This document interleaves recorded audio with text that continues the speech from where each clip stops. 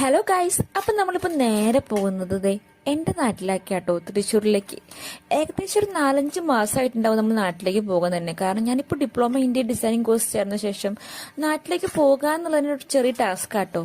അങ്ങനെ നമ്മൾ നേരെ മെട്രോയിൽ കയറി. മെട്രോയിലാണെങ്കിലോ നോറ ഒട്ടും ഒതുങ്ങിയിരിക്കുന്നുണ്ടായില്ല. എങ്ങനെയൊക്കെയോ കഷ്ടപ്പെട്ടിട്ടാണ് നമ്മൾ അവളെ ഇരുത്തിയത്. കാരണം അവൾക്ക് ഓടണം, നടക്കണം എന്നുള്ളൊരു ക്യാമറ അവളെ മുന്നിൽ കാണിച്ചു കഴിഞ്ഞാൽ അവള് കുറെയൊക്കെ നല്ല സ്റ്റൈലിൽ നിൽക്കുക, അങ്ങനെയൊക്കെ ചെയ്യും. അങ്ങനെയൊക്കെ ഓരോന്ന് കാണിച്ചിട്ട് നമ്മൾ നേരെ എത്തിയത് ബസ് സ്റ്റോപ്പിലേക്കാട്ടോ. ഇവിടെയാണ് നമ്മുടെ ബസ് നിൽക്കുന്ന സ്ഥലം. അങ്ങനെ ബസ് എത്തിയതും നോറയ്ക്ക് ഫുഡ് കൊടുത്തു കഴിഞ്ഞാൽ നോറ വേഗം തന്നെ കിടന്നു തുടങ്ങി. നോറ മാത്രമല്ല, ഞാൻ നല്ല ഉറക്കക്ഷീണുണ്ടായിരുന്നു. ചുമ്മാ ഒന്ന് ഫോൺ നോക്കിയതാട്ടോ. 7 മണി. ജയ്സേട്ടനും നോറയും ഭയങ്കര ഉറക്കം. നമ്മൾ എവിടെ എത്തിയെന്ന് വെച്ച് കഴിഞ്ഞാൽ തൃശ്ശൂർ ഏകദേശമൊക്കെ എത്താറായിട്ടുണ്ടായി. അങ്ങനെ നമ്മുടെ ബസ് നിർത്തിയത് വടക്കൻ സ്റ്റാൻഡിലായിരുന്നു കേട്ടോ. അവിടെ നിന്ന് നമുക്ക് ശക്തൻ സ്റ്റാൻഡിലേക്ക് ഓട്ടോറിക്ഷ വിളിച്ച് പോകണം. അതിൻ്റെ ഇടയ്ക്ക് നോറയുടെ ഒരു ചെരുപ്പ് കാണാതെയായി.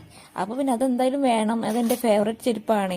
അപ്പോൾ പിന്നെ നമ്മൾ നേരെ തിരിച്ച് ബസ്സിൻ്റെ അടുത്തേക്ക് പോയിട്ട് ചെരുപ്പ് എടുത്തിട്ടാണ് നമ്മൾ നേരെ ശക്തനിലേക്ക് പോകുന്നത് കേട്ടോ. അങ്ങനെ നമ്മളത് ഓട്ടോറിക്ഷ ചേട്ടനായിട്ട് കുറച്ച് കത്തിയൊക്കെ അടിച്ചിട്ട് ഇങ്ങനെ നമ്മൾ നേരത്തെ ശക്തൻ സ്റ്റാൻഡിലേക്കാട്ടോ പോണേ. നോറയ്ക്കാണെങ്കിൽ ഓട്ടോറിക്ഷയിലിരിക്കുമ്പോൾ വലിയൊരു ഇടങ്ങേറൊന്നും ഉണ്ടാകില്ല. അവള് ഭയങ്കര ഹാപ്പി ആയിരുന്നു. ഏകദേശം 1.5 മണിക്കൂറിനിട്ടോ എൻ്റെ വീട്ടിലേക്ക് എത്തണമെങ്കിൽ. കാരണം തൃശ്ശൂരിൽ നിന്ന് കുന്നംകുളം, പിന്നെ കുന്നംകുളത്തു നിന്നാണെങ്കിലോ വേറെ ബസ് മാറിക്കയറണം.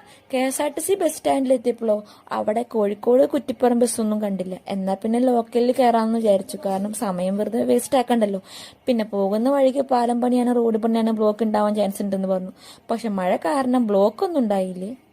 പിന്നെ വണ്ടി ഫുള്ളും കുലുങ്ങണ കാരണം നോറയ്ക്കാണെങ്കിലും ഛർദ്ദിക്കാനുള്ളൊരു ടെൻഡൻസി ഉണ്ടായിരുന്നു. അപ്പം അവളെ എങ്ങനെയെങ്കിലുമൊക്കെ ഉറക്കാൻ ശ്രമിക്കാട്ടോ ഞാൻ. എന്നാൽ പോലും അവൾ കുറച്ചൊക്കെ ഛർദ്ദിച്ചു. അങ്ങനെ നമ്മൾ നേരെ എത്തിയത് കുന്നംകുളം ബസ് സ്റ്റാൻഡിലാട്ടോ.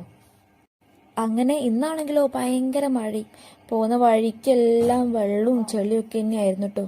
അങ്ങനെ നമ്മൾ വിചാരിച്ചു ഇവിടുന്ന് ബസ് മാറിക്കാറുണ്ട്, നമുക്ക് ഓട്ടോറിക്ഷ വിളിക്കാമെന്ന്. കാരണം നോറയൊക്കെ ആയിട്ട് പോണതല്ലേ, കുറച്ച് ലഗേജൊക്കെ ഉണ്ടല്ലോ.